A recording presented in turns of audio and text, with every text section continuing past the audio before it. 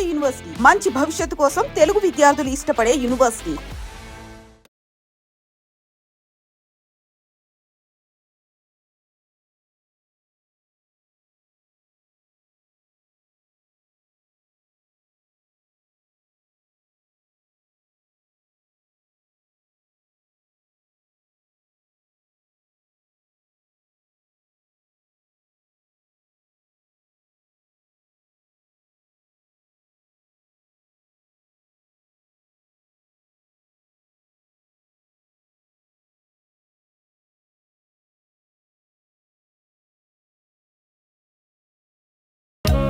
కృష్ణ నీకు ఒరే పొట్టి పొట్టడా ఏంటమ్మా పొట్టి ఎక్కడ సచ్చావురా పొట్టడా? నా పేరు చిట్టిపట్టి కాదండి, బైగన్. బెండకాయ గాని అరే ముందు కృష్ణుడికి ఏమైందో చూడరా వెళ్ళు. దీంట్లోనే ఫిగర్ అనుకొని ఫీల్ అవుతున్నాడు. గోపిక అనుకొని ఫీల్ అవుతున్నట్టున్నాడు.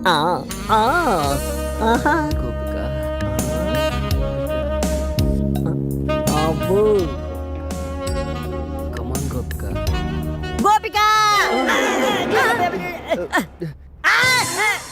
బంగారం లాంటి కళ చెదర కొట్టా కుదరా ఎదవా. ఏ నాన్న ఏమైంది? మంచినీళ్ళు ఏమన్నా కావాలా? ఇప్పుడే తెస్తాను. అమ్మగారు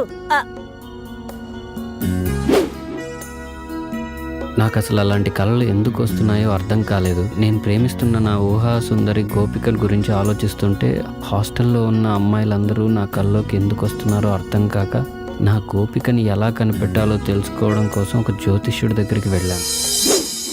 రామ్మా సుభద్ర, బయటకొచ్చి కృష్ణుడి గారి జాతకం ఎలా ఉందో చూసి చెప్పమ్మా. బాగా ఆలోచించు.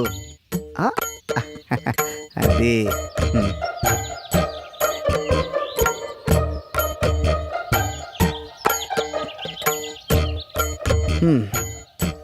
చూడైనా, నువ్వు చెప్పిన వివరాలను బట్టి మరియు నీ జీవితాన్ని క్షుణ్ణంగా పరిశీలించిన తర్వాత నీ సమస్యకు ఓ సమాధానం గోచరిస్తోంది. సాధారణంగా స్త్రీలలో మగవారిని ఆకర్షించే గుణాలను బట్టి మన పూర్వీకులు పద్మిని, శంకిని, హస్తిని, సిద్రిని అని 4 జాతులుగా విభజించారు. ఇప్పుడు నువ్వు చెబుతున్నటువంటి ఆధారాలను బట్టి నీ ఊహాసుందరి పద్మిని జాతికి చెందిన స్త్రీలా కనిపిస్తోంది.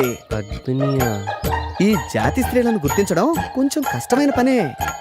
ముఖ్యంగా వారి శరీరం నుంచి మగవారిని సంమోహితుల్ని చేసే ఒక రకమైనటువంటి పరిమళం వెదజల్లుతుంది. అవునా? కాబట్టి నీ కల్లోకొచ్చిన ఆ అమ్మాయిలు విడిచిన వస్త్రాలను వాసన చూస్తే నీ ఊహాసుందరెవరో ఇట్టే తెలిసిపోతుంది. సరే, జ్యోతిష్కుడు నాకు చెప్పిన పని చేద్దామని హాస్టల్లో అమ్మాయిల రూమ్లోకి వెళ్ళాను.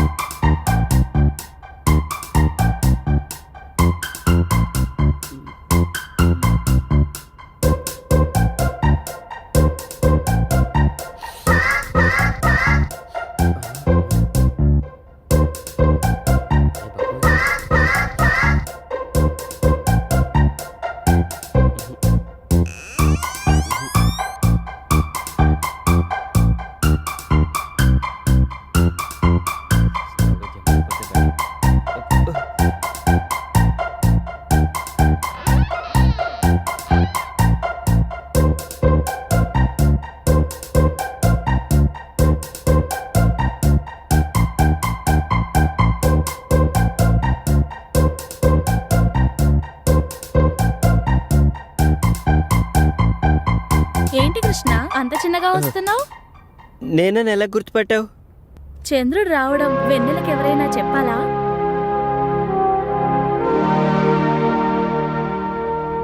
రా కృష్ణ, కూర్చో. లేదు, బాత్రూంలో వైరింగ్ ప్రాబ్లం ఉందని కంప్లైంట్ ఇస్తే చూద్దామని వచ్చాను. వస్తా.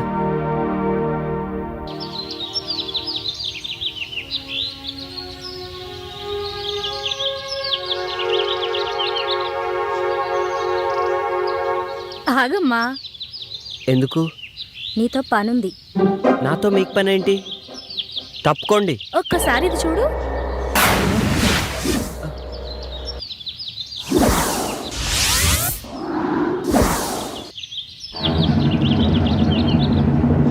ఆ?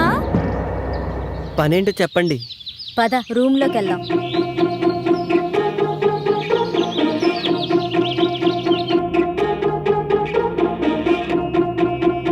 కూర్చో. మేము నిన్ను కొన్ని క్వశ్చన్స్ అడుగుతాం. ప్రతి క్వశ్చన్ కి ఆన్సర్ సరిగ్గా చెప్పకపోతే నువ్వు నీ వంట మీద నుంచి ఒక్కొక్కటి తీసేయాలి. ఆన్సర్ కరెక్ట్ గా చెప్తే మావి ఒక్కొక్కటి తీసేస్తాం. నేను ఆడను. నీకు వేరే చాయిస్ లేదు. సరే, క్వశ్చన్ అడుగు. నా దగ్గర 2 బాల్స్ ఉన్నాయి, అవేంటో చెప్పు. బాల్స్ అంటే నాకు తెలీదు.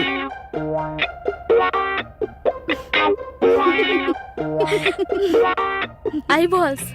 పని ఉన్నప్పుడు పెద్దగా అవుతుంది, పని అయిపోయిన తర్వాత చిన్నగా అవుతుంది. ఏంటది? అది అది అది అది కూడా తెలీదా? గొడుగు. చక్క విప్పు.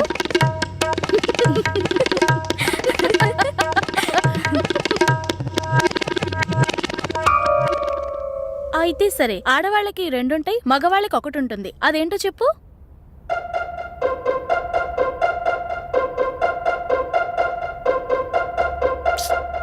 అది కూడా తెలీదా? ఇంటి పేరు.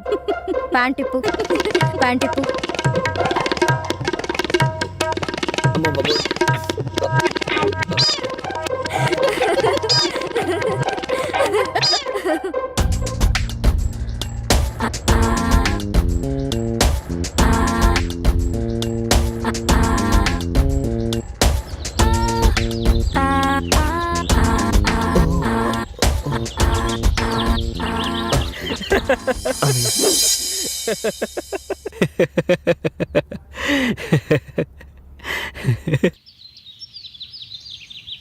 ఎక్కడికమ్మా ప్రొద్దునే బయలుదేరావు?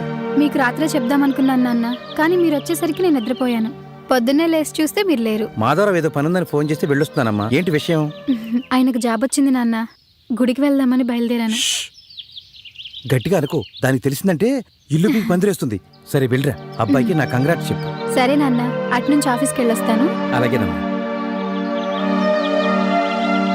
పిచ్చి తల్లి, సంతోషం వచ్చినా దుఃఖం వచ్చినా ఓర్చుకోలేదు. దేవుడా, నా బిడ్డను చల్లగా చూడు.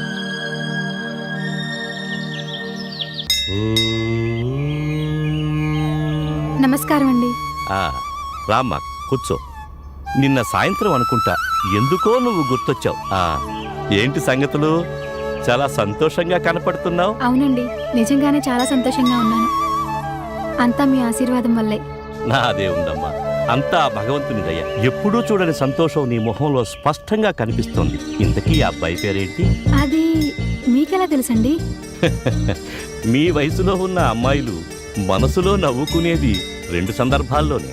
మొదటిది మనసుకు నచ్చిన తోడు దొరికినప్పుడు, రెండవది తొలిచూలు కాన్పుకు సిద్ధమైనప్పుడు. మీ విషయంలో మొదటిదే కరెక్ట్ కదా? నిజమేనండి. నా జీవితంలో ఇలాంటి సంతోషకరమైన క్షణాలు వస్తాయని నేను కల్లో కూడా ఊహించలేదు. అంతా ఓ అద్భుతంగా ఉంది. చూడమ్మా, శిశిరం వచ్చి ఆకులన్నీ రాలిపోయి మూడువారిన చెట్టుకు మళ్లీ వసంతం వచ్చి కొమ్మలు చిగురిస్తాయి. కొత్త ఆకులతో ఆ చెట్టు కళకళలాడినట్టు కష్టాలతో కాపురం చేసిన జీవితానికి సుఖాలు కూడా స్వాగతం పలుకుతాయి. ఇంతకీ ఆ అబ్బాయి పేరేంటమ్మా?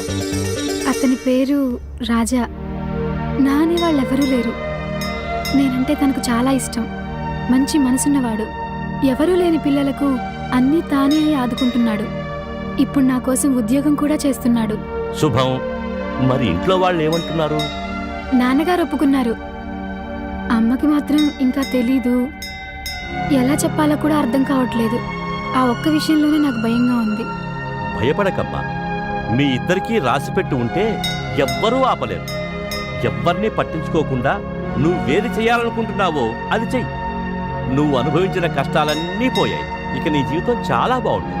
అన్నీ మర్చిపోయి హాయిగా ఉండు తల్లి. సరేనండి, మిమ్మల్ని కలిస్తే నాకు చాలా సంతోషంగా ఉంటుంది. ఉంటానండి. అబ్బాయిని కలిసావా? మాట్లాడావా? నాన్న సరే అలాగే. అమ్మ స్వాతి, నేను మీ నాన్న మాట్లాడుతున్నాను, వినపడుతుందా? వినిపిస్తోంది నాన్న. అబ్బాయిని కలిసావమ్మా? కలిసాను నాన్న. నేను మళ్ళీ ఫోన్ చేస్తాను. ఎవరు? మా నాన్న ఏంటంట? మీ గురించి అడుగుతున్నారు. నా గురించా? నేను మీ నాన్నగారికి తెలుసా? నేనే చెప్పాను. ఏం చెప్పారండి? మీరు చాలా మంచివారని, హెల్పింగ్ నేచర్ ఎక్కువ, ఇంకా మీరంటే నాకు ఇష్టమని. చెప్పు చెప్పు, ఆగిపోయావే. నేనంటే ఇష్టమా? ఎంత ఇష్టం? మా అమ్మంతా. ఏమైంది? ఏంటలా ఉన్నారు? నేనేదైనా తప్పుగా బిహేవ్ చేశానా? లేదు, నేనే నా గురించి మీకు చెప్పకుండా తప్పు చేశాను. మీకు తెలిసి నాకెవరూ లేరని. కానీ నేనేం చేస్తానో మీకు తెలీదు. అది తెలిస్తే నేనంటే ఇష్టం ఉన్న మీరు నన్ను అసహించుకుంటారు. నేను ఒక దొంగని. చిన్నప్పుడు ఆకలి బాధను తట్టుకోలేక ఓ టిఫిన్ బండి దగ్గర కడుపు నిండా టిఫిన్ తిని వాడు పైసలు అడిగితే పరిగెత్తాను. అప్పటి నుంచి ఇప్పటి వరకు పరిగెత్తూనే ఉన్నాను. ఎప్పుడైతే మిమ్మల్ని చూశానో ఆ క్షణమే ఆగిపోయాను. మీరు ఒప్పుకుంటే మీతో కలిసి నడవాలనుకుంటున్నాను. కానీ ఒక్కటి మాత్రం నిజం, మీరు ఒప్పుకున్నా ఒప్పుకోకపోయినా నా పాత జీవితాన్ని పాతిపెట్టి కొత్త జీవితాన్ని ప్రారంభిస్తాను. ఐఎమ్ రియల్లీ సారీ అండి. ఈ విషయం మీకు ముందే చెప్పాల్సింది. అదిగో మళ్ళీ అండి అంటున్నారు. సారీ స్వాతి. మీ మంచితనం ఏంటో మరోసారి నాకు అర్థమైంది. నిజంగా ఈరోజు నా జీవితంలో మర్చిపోలేని రోజు. I love you Raja. I love you two. ఏంటి బాబాయ్, ఎక్కడికి వెళ్ళొస్తున్నావు? సరుకులు కొని తీసుకొస్తున్నాను రా. ఎరా రాజా, ఏదో ఎగ్జామ్ రాయటానికి వెళ్ళావు కదా, రిజల్ట్ ఏమైంది? కాయా పండా? ముందు స్వీట్ తీసుకో బాబాయ్. నోరు తీపి చేస్తున్నారు అంటే ఏదో గుడ్ న్యూసే అయి ఉంటుంది. ఒకటి కాదు బాబాయ్, 2 గుడ్ న్యూస్లు. రెండా? అవును బాబాయ్, ఆ రోజు నువ్వు అన్నావు చూడు, ఎంతకాలం ఈ వ్యాపారం, లైఫ్లో సెటిల్ అవ్వండిరా అని. ఆ వ్యాపారాలన్నీ మానేసి ఉద్యోగ ప్రయత్నాలు మొదలుపెట్టాను బాబాయ్. ఓ సూపర్ మార్కెట్లో ఉద్యోగం కూడా వచ్చింది. ఇక నుంచి ఇష్టపడి పనిచేస్తూ నిజాయితీగా బతకాలనుకుంటున్నాను. చాలా మంచి నిర్ణయం తీసుకున్నావురా.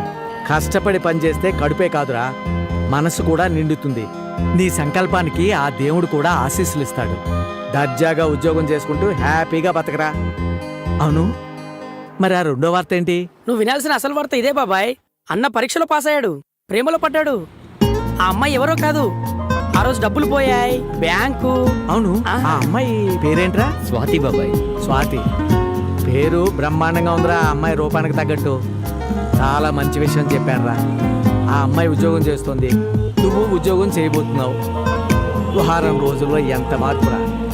ఎక్కడో ఉన్న అమ్మాయి నా టీ కొట్టు ముందు బ్యాగ్ పోగొట్టుకోవటం ఏంటి, అది నువ్వు తెచ్చి ఇవ్వటం ఏంటి, మీ పరిచయం ప్రేమగా మారటం ఏంటి. నిజంగా దేవుడు చాలా గొప్పోడురా. మీ ఇద్దరిని చల్లగా చూడాలి, సంతోషంగా ఉండండి. బాబాయ్, మా జీవితానికి పెద్ద దిక్కు మీరు. మీ ఆశీస్సులుంటే ఖచ్చితంగా బాగుంటాం. రే బద్రి అన్న, నువ్వు బాబాయ్తో వెళ్ళు. అలాగే. నేను అక్కడ షాప్కి వెళ్ళి ఓనర్తో నీ గురించి కూడా మాట్లాడొస్తాను. సరే అన్న. వస్తాను రా. ఓకే బాబాయ్. అన్నేమో దొంగతనాలు మానేయమన్నాడు, మన బాడీ ఏమో రాయల్గా రాబరీకి అలవాటు పడిపోయింది. ఇప్పుడు ఎలా? అన్నా, ఏమైంది ఇంత లేట్ అయింది? ట్రాఫిక్ రా, మామూలుగా లేదు, చుక్కలు కనబడ్డాయి. ఓనర్తో మాట్లాడాను రా, రేపటి నుండి మన ఇద్దరిని వచ్చి జాబ్లో జాయిన్ అవ్వమన్నారా. అంటే మనం ఎంప్లాయీస్ అన్నా? మన జాబ్ ఏంటన్నా? జాబా? వైట్ కాలర్ జాబ్ రా. అంటే నీది లోడింగు, నాది అన్లోడింగు. అర్థం కాలేదన్నా. అదేం లేదురా, వాళ్ళు సరుకులు ఇస్తారు, వాళ్ళు చెప్పిన చోట మనం డెలివరీ ఇస్తే చాలు. అంతేనా? అంటే మీకు ఓకేనా? అదేంటన్నా అలా అంటున్నావు? పర్లేదు చెప్పండి సార్. మీరు ఎక్కడుంటే అక్కడే కదా అన్నా. అంటే మీ పెద్దోళ్ళు కదా. అదేం లేదన్నా. వెళ్ళి టీ తీసుకురా. సరేనన్నా.